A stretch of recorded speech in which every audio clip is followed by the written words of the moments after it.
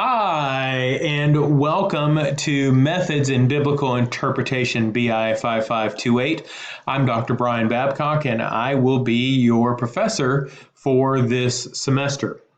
Now, I want to jump right in, and for most of you, this is not your first course. In fact, for many of you, you're approaching the end of your time here in your master's program at Moody. But this week, we're going to be setting the foundation for hermeneutics and biblical interpretation. Please take a few minutes. Sorry, as I bring myself together here. As we get started, it's really helpful to get to know each other. I would love for you to get to know me, and I surely would love to get to know each of you. So please take a few minutes and introduce yourself on the community post and class introductions. Tell me what you hope to learn from this course, or where you're from, and kind of what you're doing in ministry, or about your family. You could even tell me about your hobbies and your dog. I would love just to get to know you. If you have a Facebook page or a LinkedIn page or a blog, feel free, if you want other students to friend you or join you in any of those, to post those. And tell us kind of what makes you tick, and show us a picture of the family if you have that available. But the more we can get to know each other, I think the better learning experience we can have. For this week, we have two primary goals: to review the major points of significance from within the history of interpretation. So by that, it is really, what does biblical interpretation mean from a scholarly or scholastic component, and how has that been understood throughout time? And then secondly, to summarize various aspects of hermeneutics and the purposes of interpretation. Now, for assignment 1-1, it's a reference chart, and I want you to summarize the major movements in biblical interpretation noted in the Klein reading for this week. Essentially, all the bold headings should be summarized. We have in the template, there is an example, and this is a chart that you're going to fill out. But do be thorough and do give me good information. I've seen this assignment several times, and there are those students who do a great job and those who kind of do a cursory look through. I'm looking for good, solid data and an understanding by each student as to how the building blocks throughout time have not only changed our understanding, but added to our understanding of biblical interpretation. In this reference chart, to do your best work, be sure to review the grading rubric for this assignment before starting the assignment, and again before submitting it. To view the rubric, click on the assignment link, then on the button that says View Rubric underneath the points of the assignment. That will help you kind of understand how I am going to organize my thoughts when scoring each assignment. Also, don't forget to use proper citations for this class that is expected to be Turabian. And I did provide a kind of quick summary of my expectation of Turabian citations in the course announcements.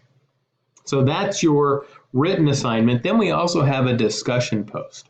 And I want you to summarize your understanding of hermeneutics and the goal of the interpretive process. So what does this term hermeneutics really mean?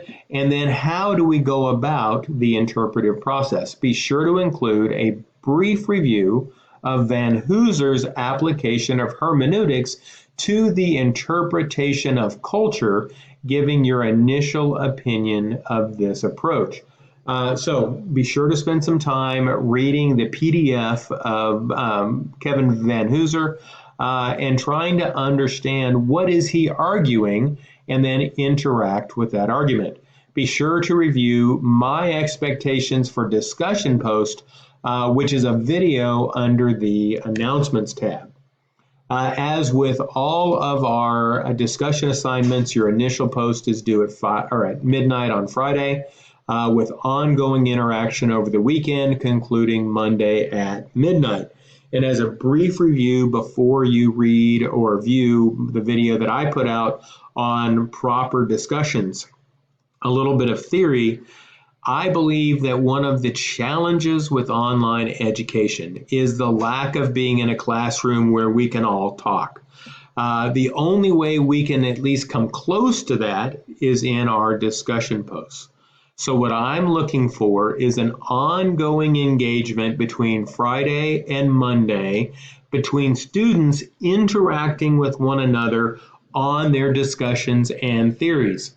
Now, it's a chance to not only stay on point and dive deeper into the discussion, but it's also a chance to get to know each other and just work through our own thoughts. So if somebody goes in on Friday night and does two quick comments, and then we don't see you for the rest of the weekend, that's going to be a B- on my grading scale. If somebody goes in and does 5 batch comments on Friday night, well, that's a whole lot more than 2, but they did it over just a really brief period saying, great job, loved what you did with this, or maybe we could have done this here. And over a 30 or 40-minute period, you batch a whole bunch. Well, that's going to be a B, might even still be a B-. What I'm looking for is somebody who goes in and says, here are my thoughts with 2 students on Friday. They come back on Saturday and look for the response and engage a little bit more, maybe come back on Monday morning or Sunday night and do it a little bit more. That's ongoing engagement in discussion, and that's what I'm looking for our follow-up posts for full marks. Okay, so I'm looking forward to a great semester. I love teaching this course as it's something that's near and dear to my heart on how do we understand the Bible best. I also look forward to getting to know each of you. So please take a few minutes and introduce yourself under the community posts.